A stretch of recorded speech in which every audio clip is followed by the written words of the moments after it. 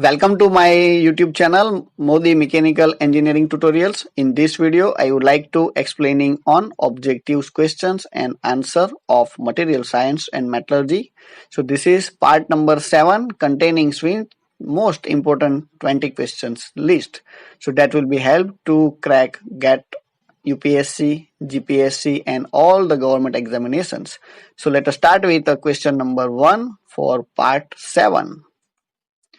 The components which are cold work are generally subjected to option A hardening, option B annealing, option C tempering and option D case hardening. So basically the components which are cold work generally subjected to annealing process. So in the case of hardening process, that will be rapid cooling. In case of annealing, it will be the slowest cooling rate, which will be followed into a furnace cooling.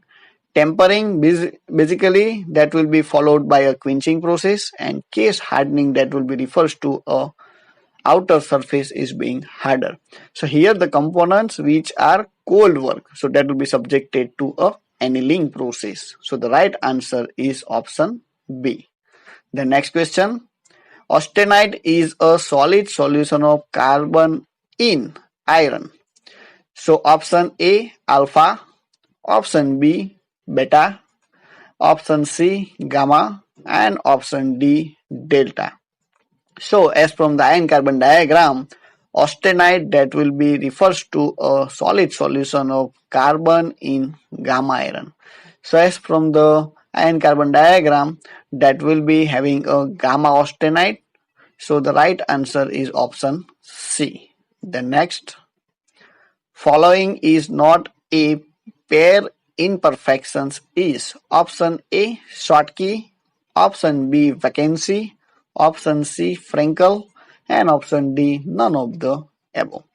So basically Schottky and Frankel is a pair defects, or you can say pair imperfections into the solids, where vacancy that will be considering as a point defect.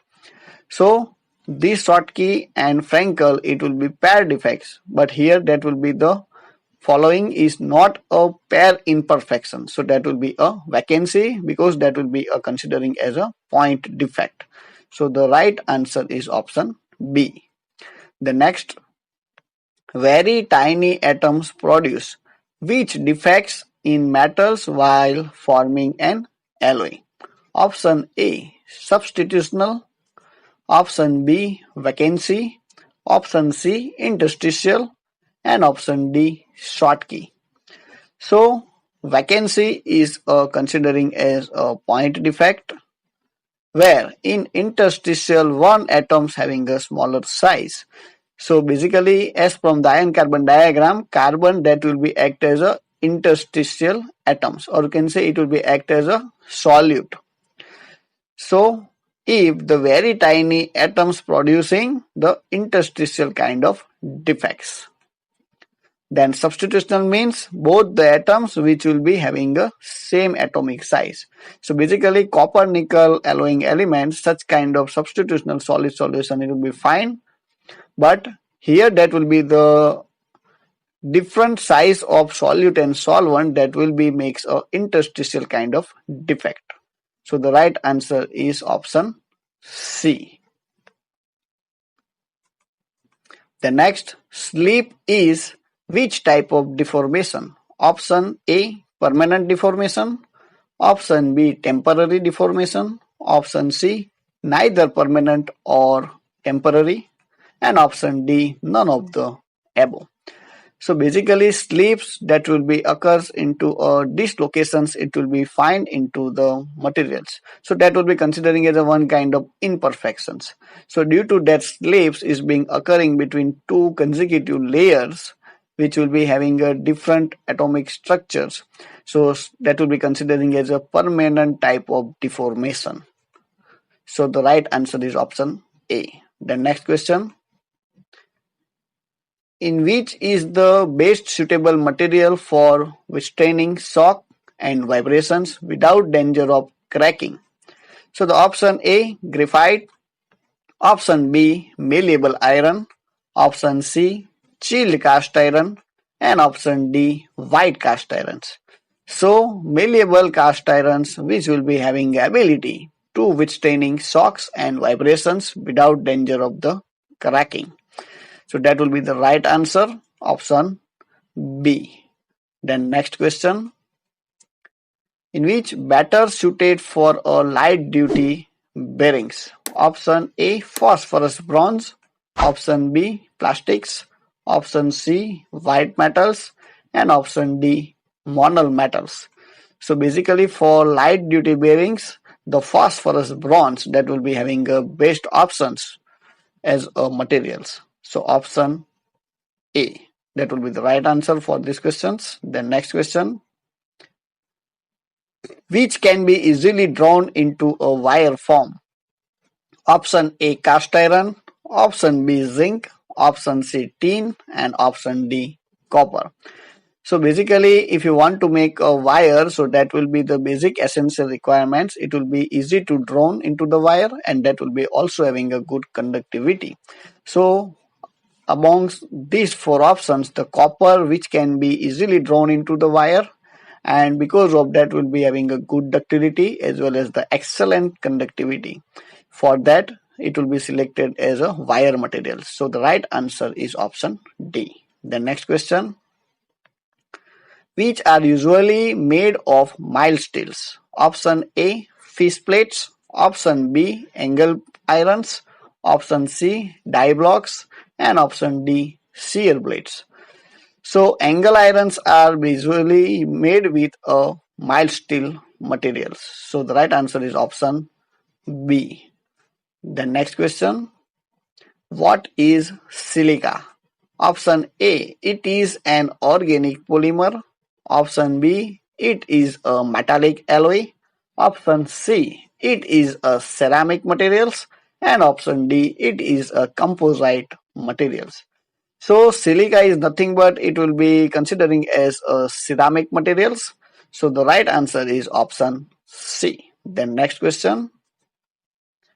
Which surface hardening process gives maximum hardness to the surface? Option A, pack hardening process. Option B, nitriding process. Option C, cydidic process. And option D, induction hardening process. So basically by the nitriding process, that will be gives a maximum surface hardening into the any components. So the right answer is option B, nitriding process. The next question. The chisels are generally made of which steels? Option A, high carbon steels. Option B, mild steel. Option C, medium carbon steels. And option D, none of the above.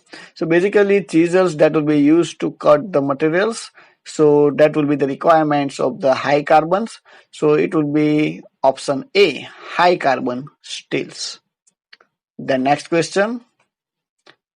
Hooke's law is obeyed by every materials. Option A, within plastic limits. Option B, within the yield point. Option C, up to limit of proportionality. And option D, none of the above. So as from the Hooke's law, that will be obeyed up to the limit of the proportionality. So basically the right answer is option C. The next question. Steady state diffusions can be explained by option A, fixed first law, fixed second law, and option C, Arrhenius equations, and option D, none of the above. So basically the steady state diffusions can be explained by fixed first law theorem. So the option A, that will be the right answer. The next question. Under the microscope, ferrite appears as option A, white, option B, light, option C, dark, and option D, fingerprint.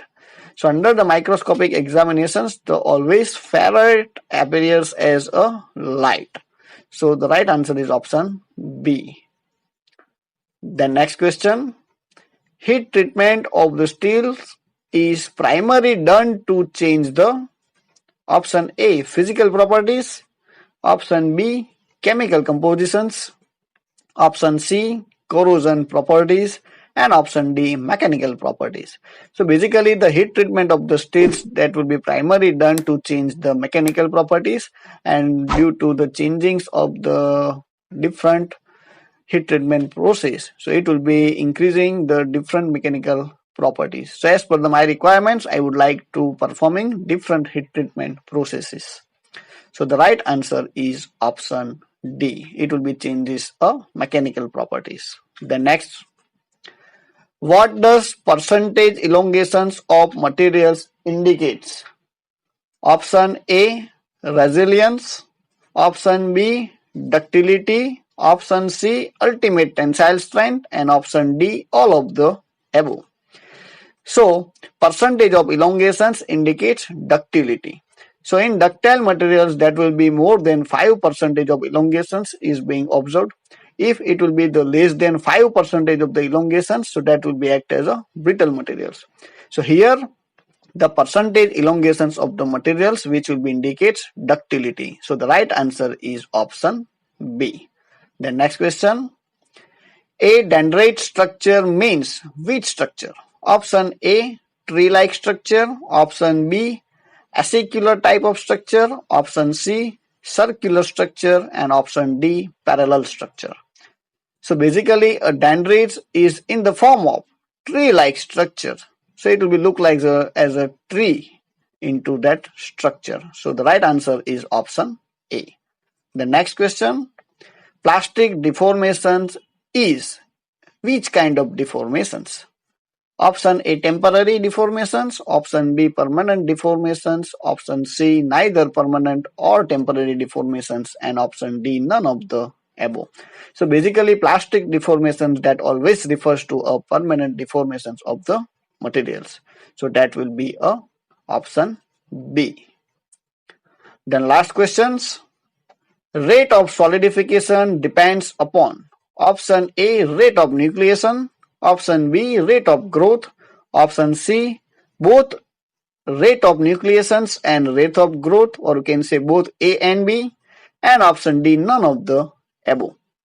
So basically the rate of solidifications is basically depends upon rate of nucleations as well as rate of growth. So as per the given options, the right answer is option C. So I hope you understand this. So if you like this, then subscribe and share Modi Mechanical Engineering tutorials. Thank you so much and keep watching.